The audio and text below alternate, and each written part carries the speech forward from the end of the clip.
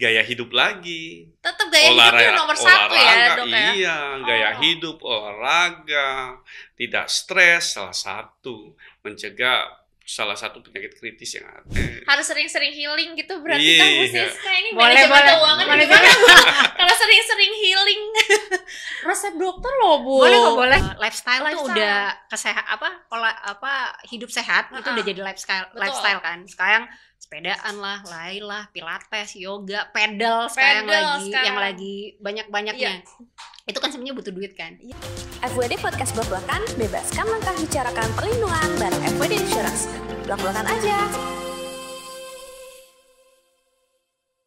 Hai passionate people, welcome back to FWD Podcast Blak-Blakan bersama Madam Sally, Celebrate Living. Di episode hari ini kita akan membahas dengan tema kritis, kendalikan risiko, tangkal penyakit serius. Yang pastinya kita akan bahas berbagai hal yang relate banget nih. Karena nyadar gak sih, akhir-akhir ini banyak banget nih generasi muda yang udah terkena penyakit kritis seperti kanker, stroke, jantung. Dan di sini kita nggak akan bicara tentang kesehatan aja, tapi kita akan bahas dari segi finansial juga. Karena ketika kita terkena penyakit kritis, tidak hanya secara fisik gitu ya impactnya, tapi juga ke finansial juga gitu. Dan di episode kali ini Madam Sally sudah ditemani oleh dua bintang tamu spesial, yaitu Ibu Siska Luciana Indra selaku Regional Head Bank OCBC yang pastinya jago urusan cuan dan proteksi kesehatan, dan ada juga yang gak kalah spesial, Dr. Sandy Kurnia Tantinius selaku spesialis bedah, subspesialis bedah vaskular dan endovaskular konsultan dari Eka Hospital. Yeay!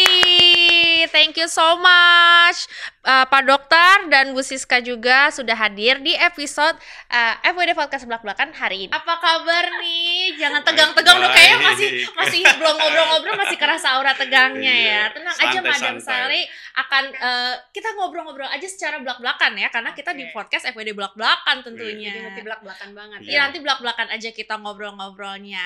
Oke, passionate people mungkin pada bertanya-tanya gitu ya, kenapa nih kita menghadirkan OCBC? Padahal yang kita bahas adalah penyakit kritis. Hal ini karena sejalan dengan visi FWD Insurance, yaitu mengubah cara pandang masyarakat tentang asuransi, di mana FWD Insurance ingin menawarkan berbagai rangkaian produk asuransi jiwa yang komprehensif, salah satunya melalui jalur distribusi bank assurance. Nah, OCBC ini adalah salah satu bank partner dari FWD Insurance. Oke, tepuk tangan sekali lagi boleh ya. Terima kasih banyak Ibu Siska, Dok Sandy dari Eka Hospital yang sudah mau hadir untuk ngobrol secara blak-blakan bareng FWD Insurance. Nah, langsung aja mungkin aku ingin bertanya kepada Dok Sandy gitu ya. Makin sering, tadi aku mention makin sering banget nih mendengar generasi muda, millennials, Gen Z itu kok justru makin terkena penyakit kritis gitu Dok dengan usia yang produktif ini. Tapi sebelum membahas ke situ, mungkin aku yang bertanyanya adalah sebenarnya definisi penyakit kritis itu apa sih Dok? Apakah disebut kritis ini karena sekali kena penyakitnya ini langsung berbahaya dan mematikan gitu Dok? Atau ada definisi lainnya? Biasanya kalau penyakit kritisnya itu ya kalau terkena ada yang langsung meninggal, ada yang perlu pengobatan yang lebih lanjut. Okay. Pengobatan yang lama dan memerlukan biaya yang mahal. Biasanya. Makanya kadang-kadang tidak semua orang punya uang untuk maintenance penyakitnya, untuk berobatnya. Makanya kadang-kadang juga diperlukan asuransi. I see. Jadi disebut kritis ini dibedakan dari level pengobatannya mungkin kayak Dok ya, dan level tentunya biaya yang harus dikeluarkan terkait pengobatan ini. Nah, berarti dampaknya nggak cuma ke tubuh aja penyakit kritis ini, tapi juga ke aspek hidup lainnya gitu, salah satunya keuangan. Nah, kalau dari pengalaman Dr. Sandy sendiri boleh diceritakan dong gimana ya cara menangani pasien dengan gangguan pembuluh darah nih, seperti komplikasi dari penyakit kritis. Biasanya kan proses dan durasi perawatan itu butuh waktu gitu ya. Kalau dari pengalaman dokter nih, kasus penyakit apa yang paling sering ditemui? Kalau yang sering sekarang ini ya, gaya hidup, makan yang junk food segala, pola makan yang banyak gula. Salah satu yang cepat terjadi itu kencing manis salah satunya. Kencing manis ya. Iya, salah satu kencing manis kan banyak sekarang anak-anak. Dulu kan kita lihat udah usia 50, 60 baru ada DM, toh. Sekarang kan DM usia ini maaf dok, DM itu kepanjangan kencing dari manis, diabetes mellitus I atau orang see. awam bilang kencing manis. Jadi semakin berkembangnya modernisasi, jadi anak-anak muda itu makannya banyak, olahraganya nggak mau. Kadang-kadang ada komplikasinya dari sakit gula itu. Oh, salah satu komplikasinya apa tuh Salah dok? satu komplikasinya yang paling sering itu luka. Luka tuh di kaki, terdengarnya agak remeh gitu ya dok ya. Tapi Iya. kalau luka di kaki mengakibatkan apa nih dok? Kalau luka di kaki itu kan kadang-kadang orang sakit gula itu kan kadang-kadang rasa kebas ya. Kebas di kaki. Nggak kerasa gitu? Nggak kerasa. Oh. Jadi kalau dia jalan nggak pakai sendal, kemudian jalan di taman buka sendal, ketusuk batu, kan dia nggak rasa. Batu itu menimbulkan luka di kaki. Iya, benar. Lukanya jadinya nggak sembuh nih.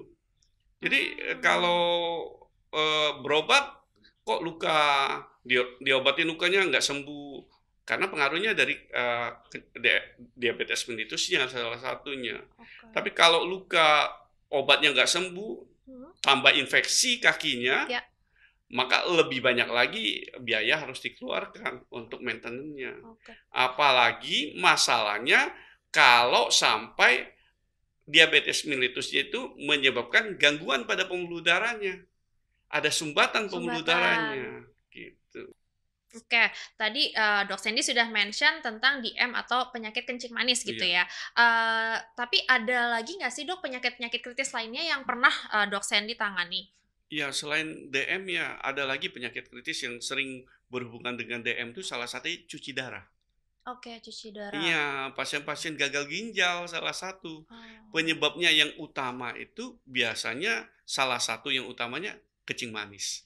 Oke, selain itu ada komplikasi lainnya nggak sih dok dari kencing manis ini ke penyakit kritis lainnya? Ada, kencing manis kok komplikasinya bisa aja ke arah jantungnya bermasalah.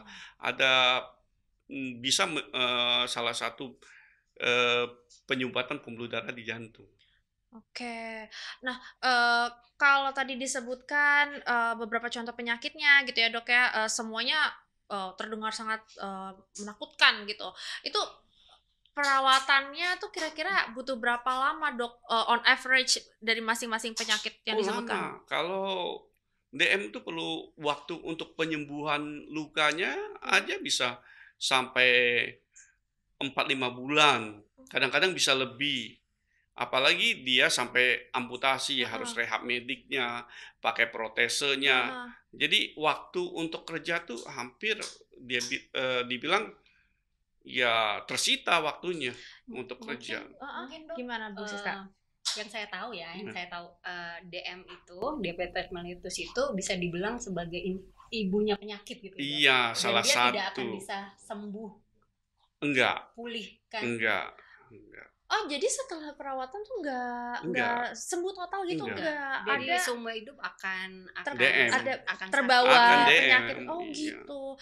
Nah, ketika pasien tersebut terdiagnosis penyakit DM atau salah satu penyakit komplikasi lainnya gitu, apakah mereka ini bisa sembari bekerja?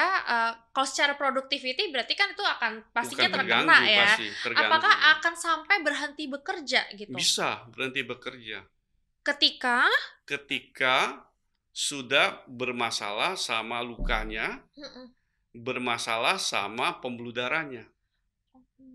Dan kalau luka nggak sembuh-sembuh, sering pasiennya datang ke dokter berobat, kan akhirnya kan produktivitas menurun. Iya.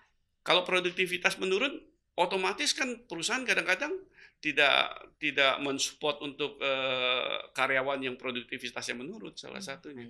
Berarti income-nya juga menurun. menurun ya. Dan terkadang mungkin secara pasien sendiri juga udah terlalu Udah. nggak sanggup Iya. untuk Secara mental udah kena juga Benar. karena penyakit kritis. Berarti banyak sekali gitu ya Dok Sandy, Bu Siska, aspek kehidupan ketika seseorang ini terkena penyakit kritis, nggak Banget. hanya finansial, nggak hanya fisik, tapi Iya. dari psikologisnya Psikologis pun. memang, psikologis. Mungkin mau nambahin, jadi silakan, Bu. penyakit kritis itu kan mungkin DM adalah salah satunya. Iya. Yang lainnya itu kayak stroke. Nah Ha-ha. itu bisa dibilang kalau udah kena aktivitas pasti akan terganggu, Iya. Betul. pasti. Dan itu akan mengganggu semua life cycle-nya dia lah. Jadi benar-benar penyakit kritis itu tuh sesuatu yang apa ya, yang amit-amit jangan sampai kena. Tapi kalau kena kita mesti tahu mesti ngapain. That's why kita ngobrol-ngobrol di Oh, sini oke. ya Bu Iya. Siska ya, sama Bu Siska tentunya dan Dok Sandy juga. Kalau tadi itu dari segi pasiennya, kalau dari keluarganya pun apakah terdampak, Dok? Karena kan yang pasien sebenarnya si A ini misalkan kan, keluarganya biasanya apa sih dampaknya ke keluarga tersebut? Dampak psikologis ya. Satu, Hmm. kedua finansial. Oke. Ya kan secara otomatis kalau kepala keluarganya kena, berarti finansialnya pasti terganggu. Ya. Terus kalau finansialnya terganggu, orang kan kalau udah kena finansial terganggu, semua jadi repot ya menurut saya ya. Gimana, Bu? Saya punya pengalaman tim Mm-mm. di kantor pada saat papanya kena stroke, Mm-mm. dia terpaksa mesti keluar dari kantor, resign, Iya. hanya untuk menjaga papanya gitu, karena papanya nggak ada yang jagain. Iya. Jadi impactnya ini nggak hanya pada siapa yang sakit, tapi juga ke sekitarnya. Dan bayangin aja kalau papanya dulu tuh adalah penghasil income lah ya, dengan anaknya juga akhirnya mesti terpaksa ngejaga Keluar. dan nggak itu ya, jadinya double income itu jadi akan hilang. Jadi ya tadi secara psikologi kena, tapi secara finansial juga pasti impactnya sangat ya. Sangat terkena. Nah. Dan maksudnya itu kayaknya beyond finansial Iya. juga, karena benar-benar memutus rantai income ke depannya juga, mau nggak mau ya. Kalau dari segi Bu Siska nih, kita mulai masuk ke Bu Siska ya bertanyanya. Mungkin Bu Siska ada pengalaman nasabah atau klien gitu ya yang terkena penyakit kritis nih, seperti apa sih pengeluaran yang ditanggung selama masa pengobatan? Oke. Mungkin boleh sharing ya. Iya. Saya punya teman baik lah, teman baik. Dan kebetulan dia tuh kena salah satu cancer. Kan penyakit kritis kan macam-macam ya. Salah satunya adalah tadi Pak dokter udah bilang DM, stroke, salah satunya adalah cancer. Pada saat kena cancer, mungkin seolah-olah pada saat kita sakit lah ya, seolah-olah kita tuh punya cadangan karena kita kerja di kantor, kita punya proteksi asuransi kesehatan. Betul.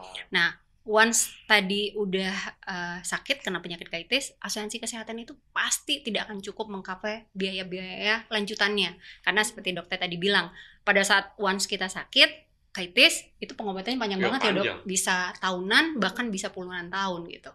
Jadi ya impact-nya jadi kemana-mana. Satu, secara tabungan pasti semua yang punya tabungan bisa hilang. Karena tadi proteksi awal asuransi kesehatan kalau kita udah punya itu bisa habis. Kedua, secara tabungan kita juga bisa kegerus. Apalagi bisa-bisa kalau kita nggak punya backup juga ya cadangan aset kita juga bisa.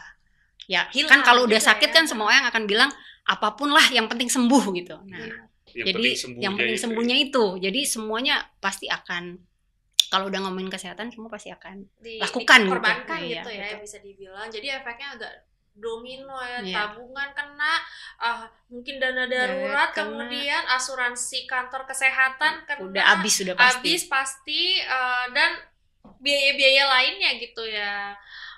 Itu baru awal gitu. Aku pun mau sharing juga nih, Bu Siska dan Dokter Sandy. Aku punya teman yang memang juga sama nih terkena kanker gitu. Dia di cover oleh asuransi kantor, cuman dia tidak memiliki asuransi pribadi karena merasa semuanya sudah di cover dari kantor, sudah lengkap nih gitu. Untuk apa aku memiliki asuransi tambahan? Tapi ternyata ketika dia terkena penyakit kritis, yang dia mungkin kurang perhitungkan adalah setelah masa pengobatannya nih, justru setelah kemo dia ternyata masih harus mengkonsumsi obat, masih harus rutin konsultasi 2 minggu sekali, 3 minggu sekali, per bulan, per tahun gitu. Kan katanya kalau udah terkena cancer mengurangi stres gitu ya. Minimal kerjaan dia nih stressful, lumayan gitu loadnya ya. Dia akhirnya ya tetap harus bekerja dengan nggak ada pilihan, stresnya tetap ada gitu. Kalau dari Bu Siska, sebenarnya ada nggak sih tips untuk menangani kasus-kasus seperti itu gitu? Oke, mungkin saya bawa nama kantor dulu ya. Jadi OCBC itu di OCBC mungkin sama dengan FWD tadi ya. Kita tuh sangat fokus pada perencanaan kesehatan itu kita anggap sebagai bagian dari manajemen keuangan pribadi nasabah. Jadi kita sebagai bank itu nggak hanya untuk transaksional, nggak hanya buat nabung, tapi kita juga ngeliatin merencanakan plan jangka panjang nasabah include dalam proteksi kesehatan karena itu impact pada finansialnya nasabah nanti. Nah, jadi kita selalu bilang secara bank kita tuh akan selalu melakukan literasi keuangan. Literasi keuangan ini salah satunya adalah terkait dengan proteksi kesehatan. Karena tadi balik lagi kalau udah sakit dananya kepake, berarti secara finansial fitnya tuh nggak jalan, nggak dapet. Gitu. Jadi kalau tadi ditanya ke temennya Madam nih, kadang-kadang masyarakat tuh sekarang udah mulai paham mungkin terkait asuransi kesehatan. Karena setiap kita kerja pun pasti perusahaan punya asuransi kesehatan yang cover kita.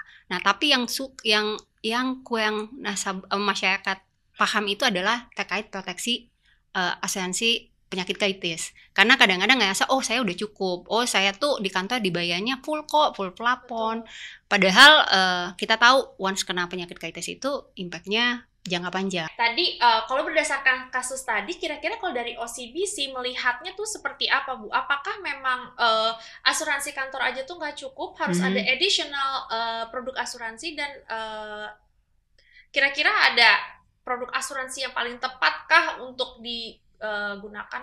Oke, saat ini tuh mungkin di Indonesia ya, semua orang mungkin udah mulai paham terkait pentingnya asuransi kesehatan. Karena ya secara pemerintah juga kita punya BPJS gitu ya. Ngerasanya pemerintah udah cover kita punya asuransi, terus kita kerja di perusahaan juga kita di cover sama asuransi. Tapi di balik itu kita tuh masyarakat kurang sadar kalau ternyata dibutuhkan asuransi tambahan pelengkap, yaitu proteksi terkait penyakit kritis.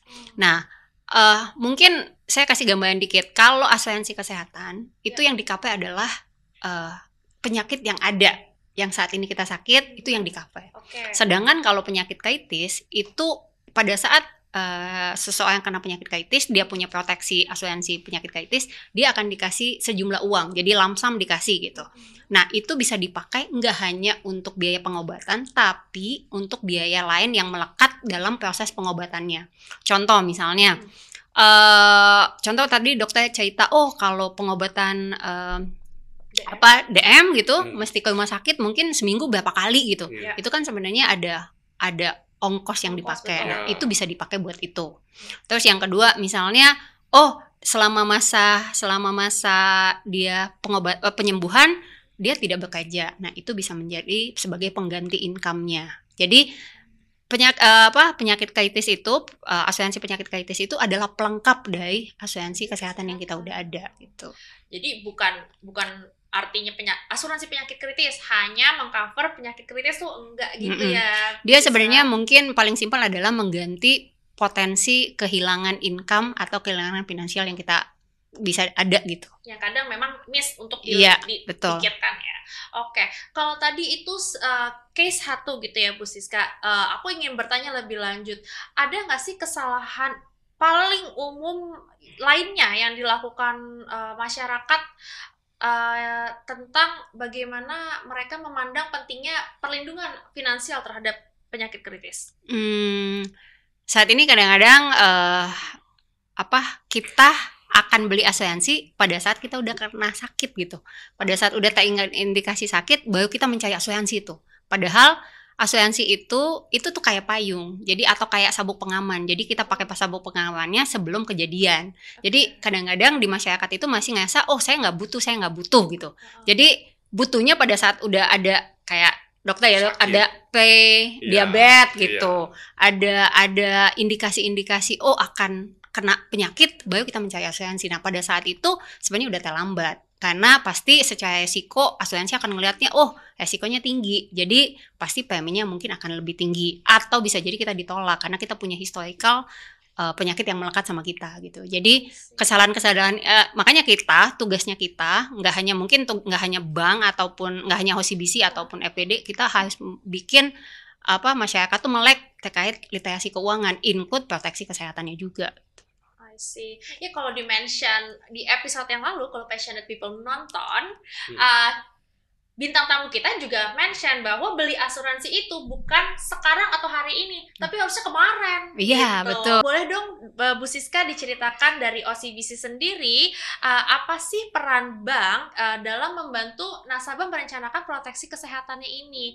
Karena mungkin banyak passionate people yang belum tahu, atau masyarakat umum pada umumnya memikirkan bahwa bank ini kan tempat aku menabung, bank ini kan tempat aku bertransaksi melakukan pembelian gitu, atau ada instrumen investasi yang bisa dibeli gitu. Tapi kalau kesehatan apa nyambungnya ya? OCBC itu melihat perencanaan kesehatan itu sebagai bagian dari manajemen keuangan secara pribadinya nasabah. Yang kedua itu kita tuh nggak hanya bank, OCBC itu nggak hanya dilihat sebagai bank nih tempat nabung, tapi juga sebagai strategi untuk ngelihat jangka panjang terkait finansial nasabah, include di dalamnya adalah proteksi kesehatannya. Jadi kalau kadang-kadang tuh nasabah ngerasa dana darurat udah cukup, tapi sebenarnya proteksi itu akan lebih penting pada saat dibutuhkan gitu.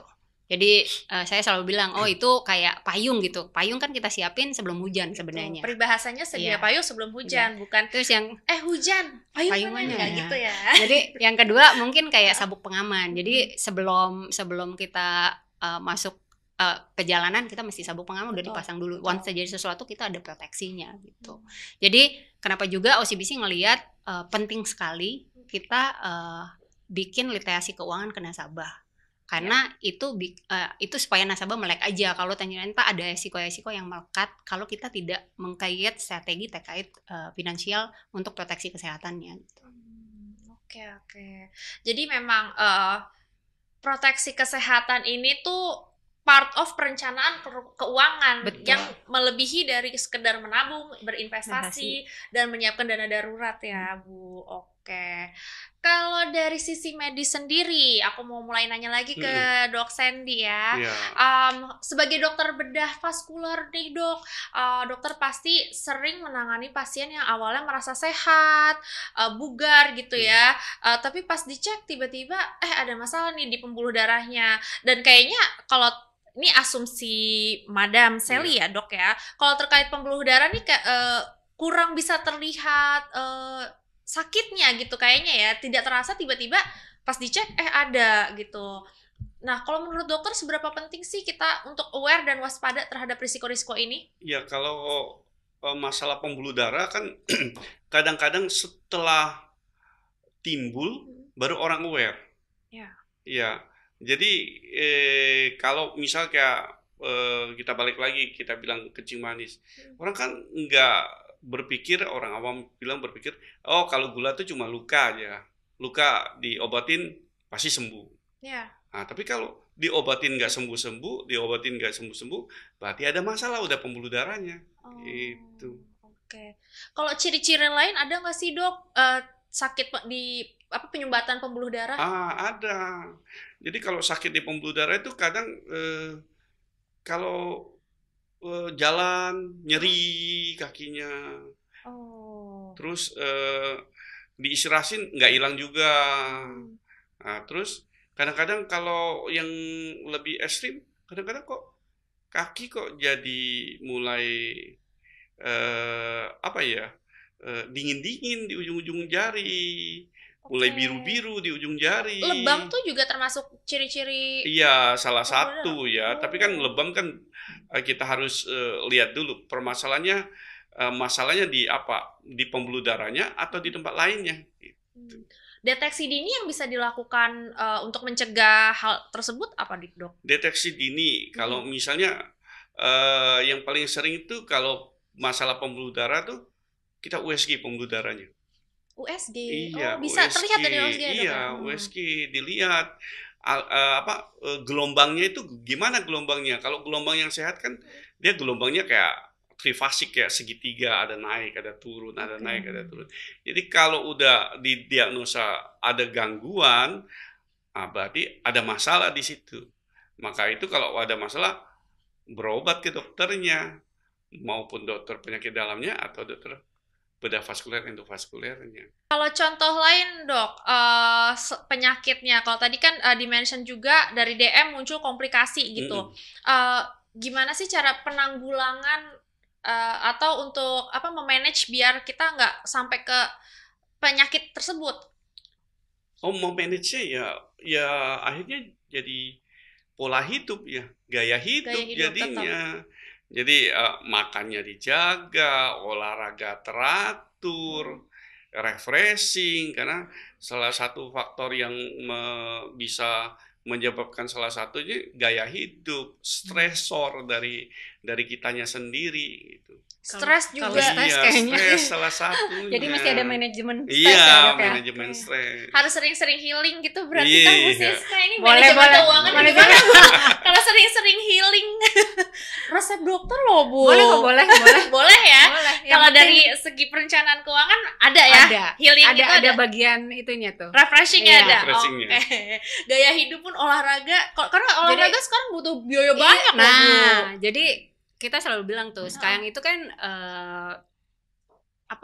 lifestyle tuh udah hidup sehat itu udah jadi lifestyle kan. Sekarang sepedaan lah, lari lah, pilates, yoga, pedal sekarang yang lagi banyak-banyaknya. Itu kan sebenarnya butuh duit kan? Iya. Butuh uang kan? Bener Tapi kita selalu bilang juga sehat itu mahal, tapi sakit akan jauh lebih mahal. Jadi tadi balik itu lagi tuh. instrumen penting ya, Iya, Bu ya, jadi yang harus tetap diperhatikan. Proteksi itu harus ada gitu. Jadi lifestyle jalan, tapi satu sisi kita mesti backup plan terkait resiko-resiko yang mungkin timbul aja. Oke, jadi tetap yang paling pertama menyiapkan dana untuk proteksinya dan kemudian dana untuk lifestyle sehatnya jangan lupa dikuatkan juga. Nah, tadi kalau dari cerita Dokter Sandy ternyata banyak yang nggak kedeteksi secara gamblang gitu ya Bu Siska, berbagai penyakit kritis ini.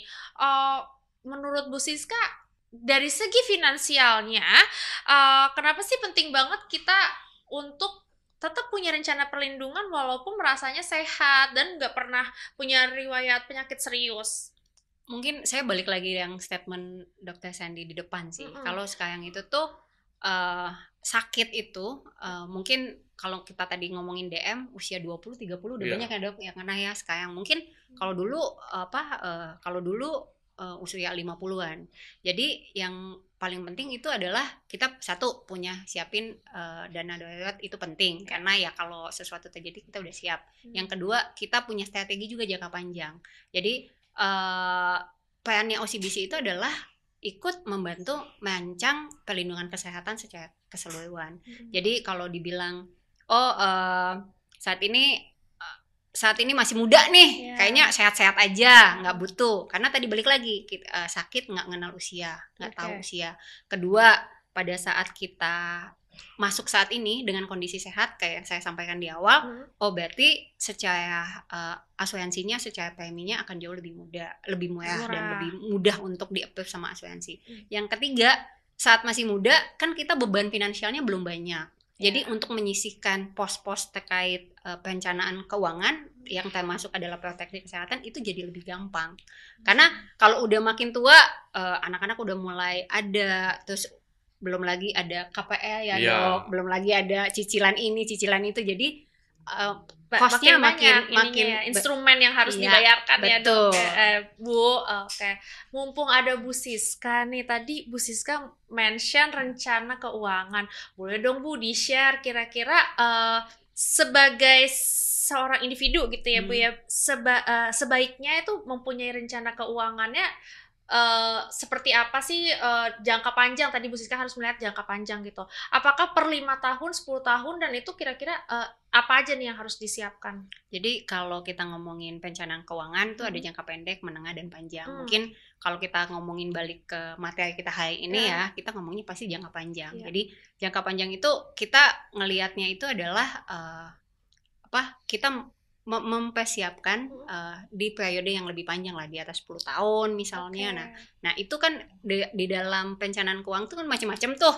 Ada yang tadi kita ngomongin terkait pinjaman kan kita saat ini misalnya punya cicilan rumah, cicilan mobil.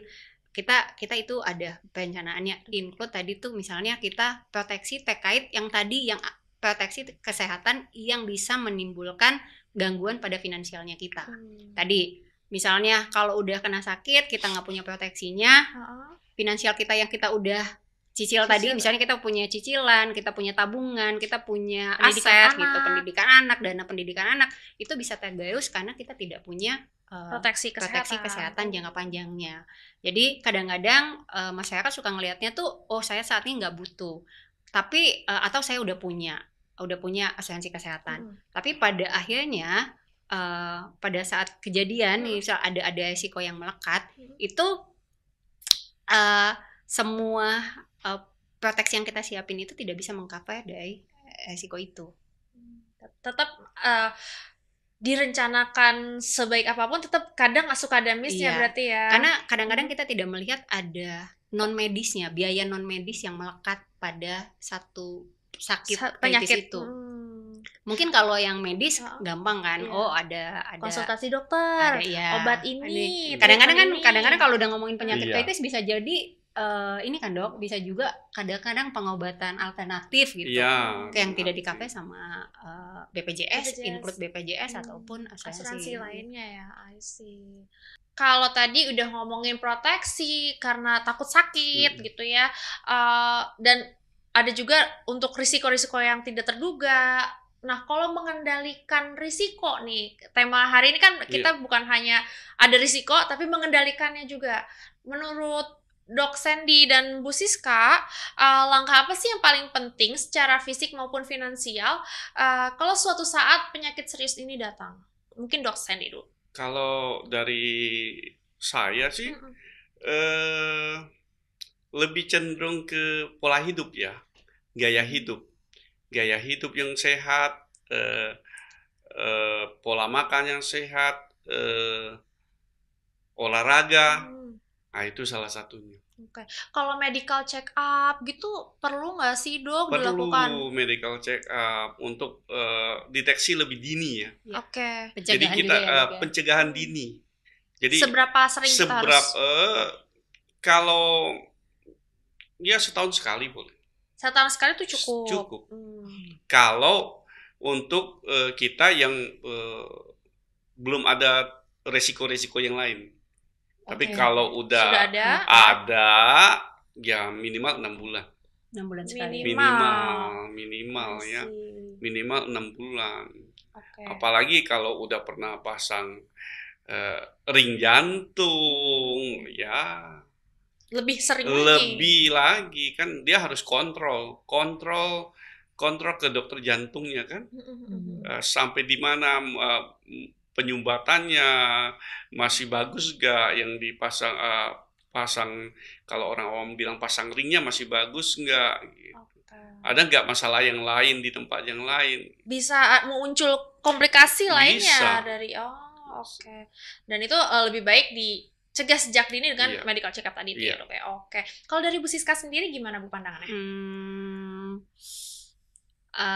Pertama cek pribadinya kita. Ya. Cek maksudnya bukan cek, kalau dokter tadi ngomongin dari sisi kesehatan Ya. ya sama lifestyle lah ya yang mesti dijalan. Tapi dari satu sisi kita cek juga finansialnya kita.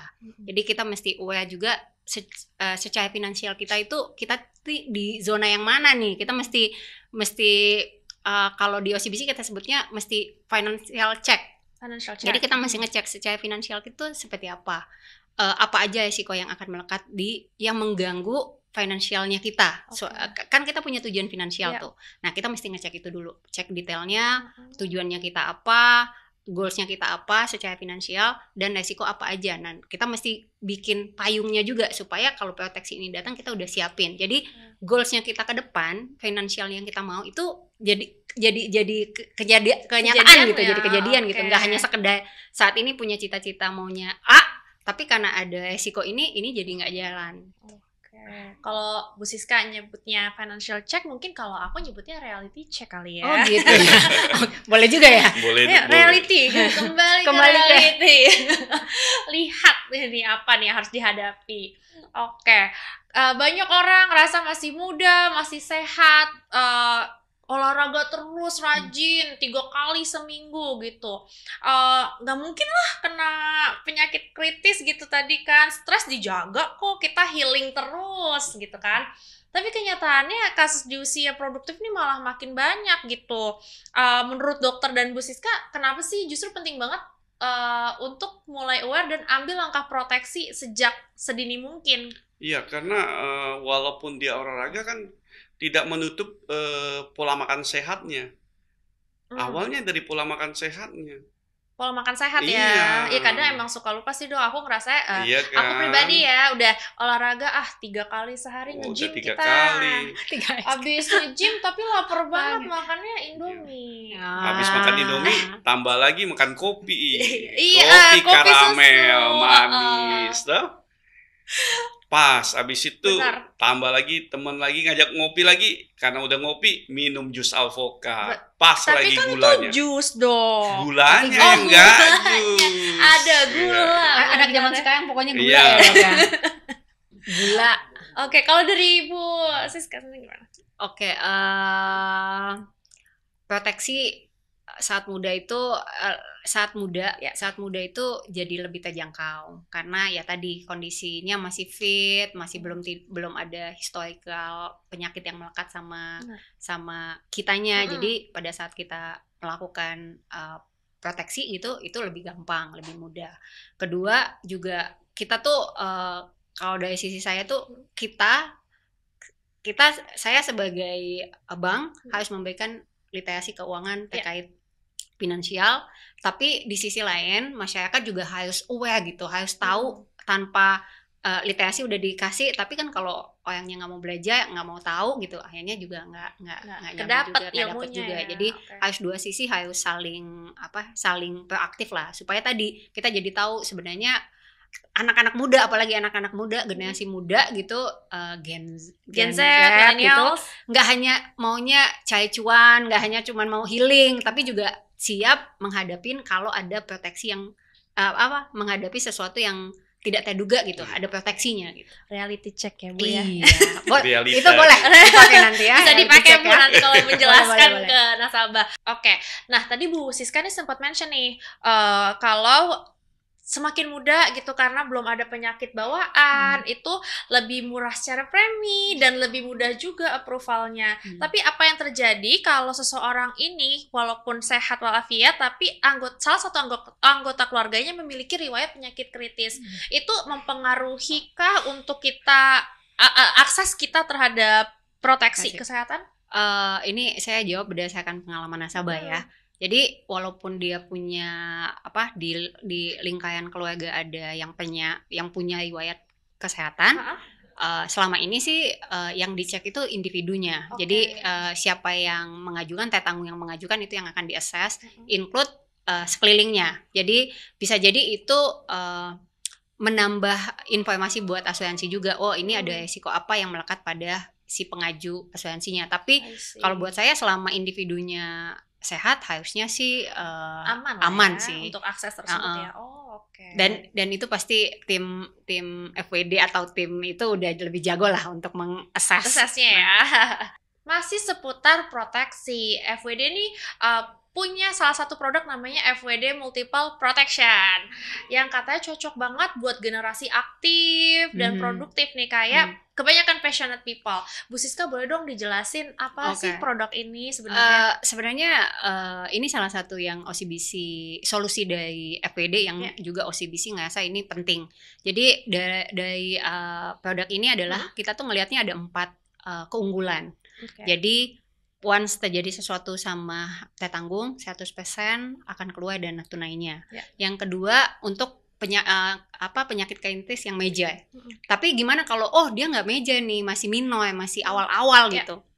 Kita juga bisa, dan uang petanggungnya juga keluar 20%. Jadi mau meja, mau minoy, tetap akan ada keluar. Tapi memang ada batasan terkait penyakitnya yang akan di-cover. Mungkin nanti lebih detailnya bisa ditanyakan.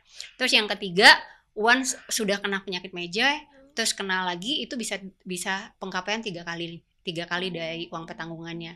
Yang keempat, saya tuh doanya sehat-sehat aja, nggak kena penyakit kritis. Ya udah, nanti akan ada pengembalian premi jika tidak terkena penyakit kritis. Jadi mau sehat syukur, uang preminya kita dibalikin, tapi kalau sakit pun kita di-cover dengan komplit gitu.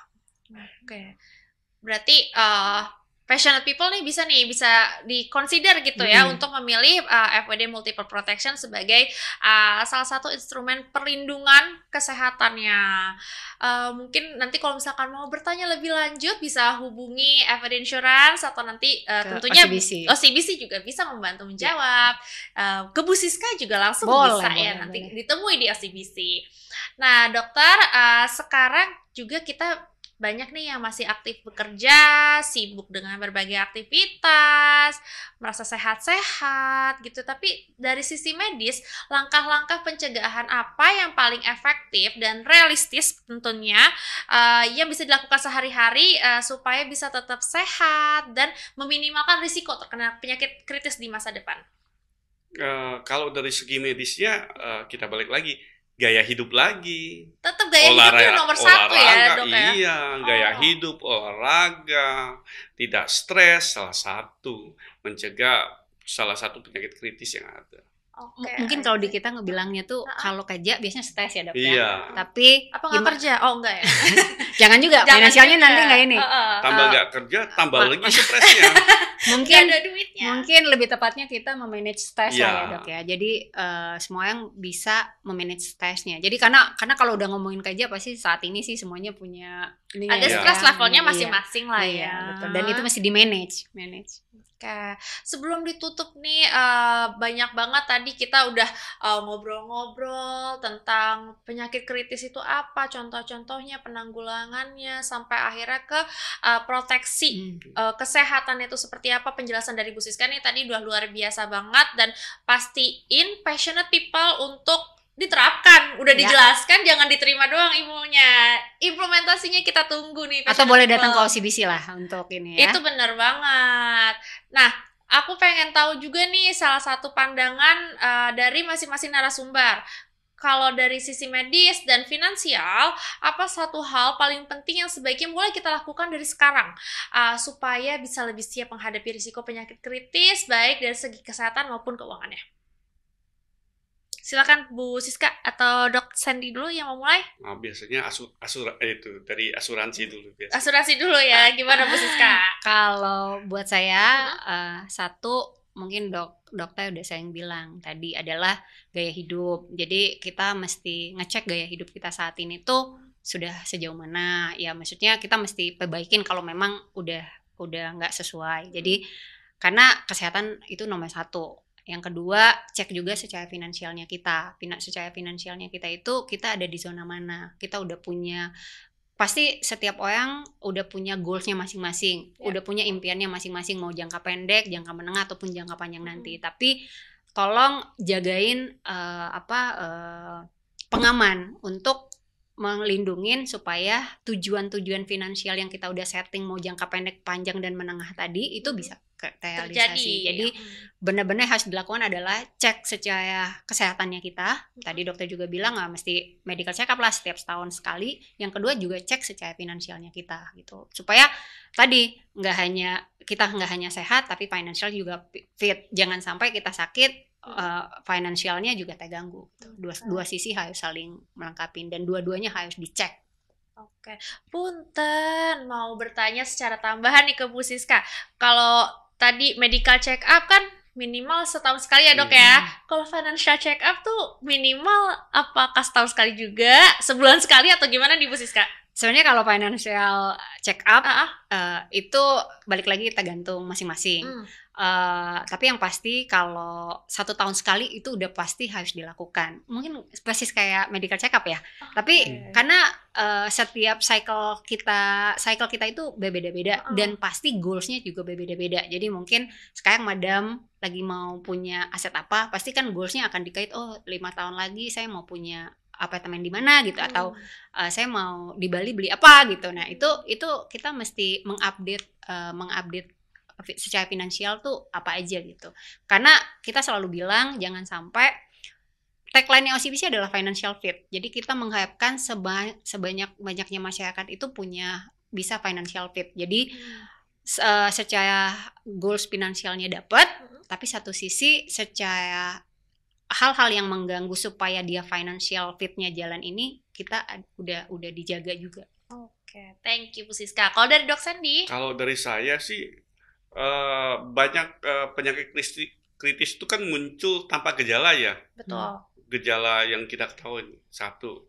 Kedua, yang kita harus aware itu gaya hidup, kontrol faktor-faktor resiko yang harus dimulai dari sejak muda. I see. Oke, terima kasih. Luar biasa banget nih obrolan belak-belakan ini. Applause dulu dong semuanya yang di studio juga, passionate people juga. Kalau punya pertanyaan mungkin bisa di kolom komen, nanti kita akan reply ya. Thank you so much Dok Sandy, Bu Siska atas waktunya dan kehadirannya juga di FWD Podcast Belak-belakan. Terima kasih juga passionate people yang sudah menyimak dan nemenin kita dari awal. Ingat pesan-pesannya di episode kali ini gitu ya. Implementasinya ayo kita tunggu biar semuanya financial fit, bisa celebrate living.